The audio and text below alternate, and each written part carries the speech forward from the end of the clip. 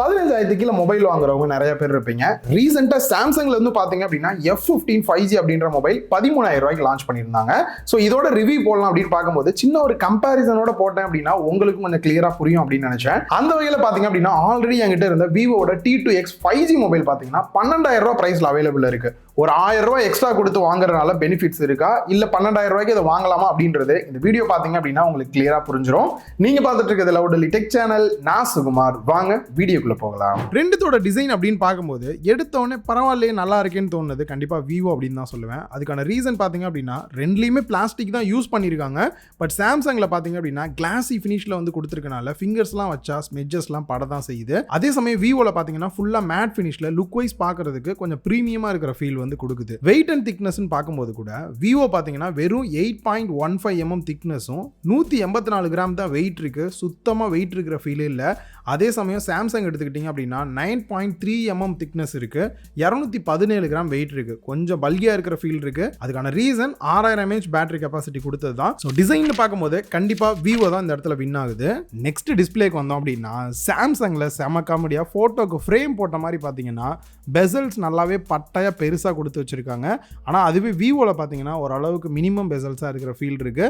But ரெண்டுலயுமே அந்த water drop நாச்சோட வந்துருச்சு. இப்போ டிஸ்பிளேயோட சைஸ் அப்படின்னு பார்க்கும்போது vivoல 6.58 inch full HD plus IPS LCD display கொடுத்துருக்காங்க. 60 Hz தான் ரிஃப்ரெஷ் ரேட்டு, 90 Hz 120 Hz வந்து கிடையாது. அதே சமயம் சாம்சங்ல பார்த்தீங்கன்னா இப்போ ரீசெண்டாக லான்ச் பண்ணனால கொஞ்சம் அப்கிரேடாக இருக்கிற ஃபீல் இருக்கு.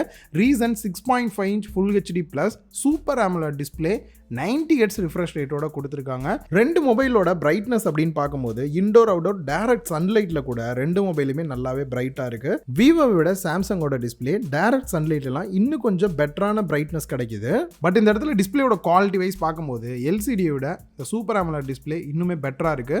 90 Hz ரிஃப்ரெஷ் ரேட்டோட வரனால யூஸ் பண்ணுறதுக்கும் நல்ல ஒரு ஸ்மூத்தான ஃபீல் கொடுக்குது. என்னதான் ஃபோட்டோ ஃப்ரேம் மாதிரி பெசல்ஸ் இருந்தாலும் கூட இந்த இடத்துல சாம்சங் தான் வின் பண்ணுது. OS அப்படின்னு வரும்போது விவோல FunTouch OS 13 Android 13 பேஸ் பண்ணி தான் இப்பயுமே ரன் ஆகிட்டு இருக்குது. நான் லாஸ்ட் அப்டேட் வரைக்கும் செக் பண்ணேன். அதே சமயம் இவங்க ப்ராமிஸாக கொடுக்கக்கூடிய அப்டேட் அப்படின்னு பார்த்தீங்கன்னா 2 வருஷத்துக்கான அப்டேட் கொடுக்குற மாதிரி வந்து சொல்லியிருந்தாங்க. அதுவே நீங்கள் சாம்சங்கில் பார்த்தீங்க அப்படின்னா One UI 6.1ல் ரன் ஆகுது, Android 14 பேஸ் பண்ணி ரன் ஆகுது. அதுவும் இப்போ தான் லான்ச் பண்ணனால பாக்ஸ்லேயே உங்களுக்கு 14ஓட வந்துடுது. ஸோ இவங்க ப்ராமிஸாக கொடுக்கக்கூடிய அப்டேட் அப்படின்னு பார்த்தீங்கன்னா 4 வருஷத்துக்கான சாஃப்ட்வேர் அப்டேட்டும் 5 வருஷத்துக்கான செக்யூரிட்டி பேட்ச் அப்டேட்டும் கொடுக்குற மாதிரி சொல்லியிருக்காங்க. இது வந்துட்டு சாம்சங்க்கு நல்ல ஒரு ப்ளஸ் பாயிண்ட்டாக இருக்குது. விவோவை கம்பேர் பண்ணும்போது சாம்சங்கோட யூசர் இன்டர்ஃபேஸ் அண்ட் ஃபீச்சர்ஸ்ன்னு பார்க்கும்போது ரொம்பவே அதிகமாக இருக்கனால சாம்சங் தான் இந்த இடத்துல வின் பண்ணுது. நெக்ஸ்ட் கேமரா செட்டப் அப்படின்னு வரும்போது ஃப்ரண்ட்டில் செல்ஃபி கேமரா சாம்சங்ல 13 மெகா பிக்சல் கொடுத்துருக்காங்க.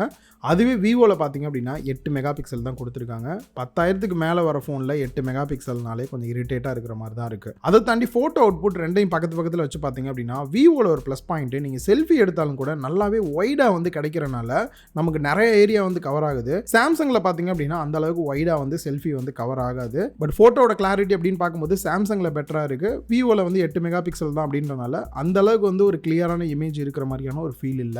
Next back side camera setup அப்படின்னு பார்க்கும்போது விவோ சாம்சங் ரெண்டுலயுமே 50 மெகா பிக்சல் தான் கொடுத்துருக்காங்க. போட்டோஸ்மே பார்த்தீங்க அப்படின்னா ரெண்டுலயுமே நல்லா இருக்கிற ஃபீல் தான் வந்து கொடுக்குது. பட் சாம்சங்ல எக்ஸ்ட்ரா பார்த்தீங்க அப்படின்னா ஒரு 5 மெகா பிக்சலுக்கு அல்ட்ரா வைட் ஆங்கிள் கேமரா எடுக்கிற மாதிரி வந்து கொடுத்துருக்காங்க. பட் 5 மெகா பிக்சல்லாம் பெருசா ஒரு மேஜிக் ஒன்றும் பண்ண போறது இல்ல. நெக்ஸ்ட் ரெண்டுலயுமே வந்து ஒரு 2 மெகா பிக்சலுக்கான மேக்ரோ போட்டோ எடுக்கிற மாதிரி வந்து கொடுத்துருக்காங்க. வீடியோ அப்படின்னு வரும்போது சாம்சங்கோட வீடியோ கொஞ்சம் ஸ்டேபிளா இருக்கிற ஃபீல் வந்து கொடுக்குது. பட் ஆனால் வீடியோ கொஞ்சம் கிராப் ஆயிருக்கு. அதே சமயம் 1080p 30 fps தான் மேக்ஸிமம் எடுக்கிற மாதிரி கொடுத்துருக்காங்க. அதுவே விவோ எடுத்துக்கிட்டோம் அப்படின்னா 1080p 60 fps வரைக்கும் எடுக்கிற மாதிரி கொடுத்துருக்கிறது இந்த 15,000 ரூபாய் கீழே வரதுல ஒரு நல்ல விஷயம். பட் இதுல வீடியோ பாத்தீங்க அப்படின்னா அந்த அளவுக்கு ஸ்டேபிள் எல்லாத்தையும் கிராப் பண்ணாம நல்லா ஒய்டா இருக்கிற மாதிரி வந்து கொடுத்துருக்காங்க. ஓவராலா பார்க்கும்போது செல்ஃபின்னு பார்க்கும்போது சாம்சங் ஓகேவா இருக்கு. 50 மெகா பிக்சல் மெயின் கேமரா ரெண்டுமே டையா தான் இருக்கு. வீடியோ அப்படின்னு வரும்போது ரெண்டுலயும் ஒரு பிளஸ் ஒரு மைனஸ் இருக்கனால எதை டைப் பண்றதுன்னு எனக்கே கொஞ்சம் குழப்பமா இருக்கு. ஸோ கேமரா அப்படின்னு வரும்போது நீங்களே சொல்லுங்க எது வின் பண்ணுது அப்படின்றத கீழே கமெண்ட் பாக்ஸ்ல கமெண்ட் பண்ணுங்க. பர்ஃபார்மன்ஸ் அப்படின்னு பார்க்கும்போது விவோல மீடியாடெக்கோட டைமென்சிட்டி 6020 ப்ராசர் வந்து யூஸ் பண்ணியிருக்காங்க. சாம்சங்ல மீடியாடெக்கோட டைமென்சிட்டி 6100 பிளஸ் ப்ராசர் வந்து யூஸ் பண்ணியிருக்காங்க. பேரு தான் பார்த்தீங்கன்னா பெருசாக அப்கிரேட் ஆன மாதிரி இருக்கு. பட் லைவா பார்த்தீங்க அப்படின்னா ரெண்டுத்தோட பர்ஃபார்மன்ஸுமே ஈக்குவலாக இருக்கிற ஃபீல் தான் வந்து கொடுக்குது. ஸோ நீங்கள் நார்மலாக லோ கிராஃபிக்ஸில் வச்சு கேம் பிளே பண்ணால் ரெண்டுலேயுமே வந்து லேக் ஆகலை. டெய்லி யூசேஜுக்குமே பார்த்தீங்க அப்படின்னா ரெண்டுமே வந்து பக்காவாக தான் இருக்குது. பெருசாக குறை சொல்கிற மாதிரி இல்லை. Next battery life charging time அப்படின்னு வரும்போது சாம்சங்ல 6000 mAh பேட்டரி பேட்டரி கெப்பாசிட்டி கொடுத்துருக்காங்க. 25 வாட்ஸ் ஃபாஸ்ட் சார்ஜிங் சப்போர்ட்டோட கொடுத்துருக்காங்க. செப்பரேட்டா நீங்க அடாப்டர் வாங்கி சார்ஜ் போடுறீங்க அப்படின்ற பட்சத்துல 1 மணி நேரம் 40 நிமிஷத்துல உங்களால வந்து ஃபுல் சார்ஜ் பண்ணிட முடியும். பேட்டரி லைஃப் அப்படின்னு பார்க்கும்போது ஒரு நாளைக்கு மேலேயே நல்லாவே பேட்டரி லைஃப் கிடைக்குது. ஸோ பேட்டரி லைஃப்மே பெட்டரா இருக்கு இதுல. நெக்ஸ்ட் விவோ எடுத்துக்கிட்டோம் அப்படின்னா 5000 mAh பேட்டரி கெப்பாசிட்டி கொடுத்துருக்காங்க. 18 வாட்ஸ் தான் ஃபாஸ்ட் சார்ஜிங் சப்போர்ட் வந்து கொடுத்துருக்காங்க. இதுல இருக்கக்கூடிய அடாப்டரை யூஸ் பண்ணி நீங்க சார்ஜ் பண்றீங்க அப்படின்ற பட்சத்துல 2 மணி நேரம் 30 நிமிஷம் கிட்டக்குமே டைம் எடுத்துக்குது. ஸோ ரொம்ப அதிக டைம் மாதிரி எனக்கு வந்து ஃபீல் ஆகுது. அண்ட் அதே மாதிரி பேட்டரி லைஃப் அப்படின்னு பார்க்கும்போது 1 டேக்கான பேட்டரி லைஃப் வந்து தாராளமாக வந்து கிடைக்குது.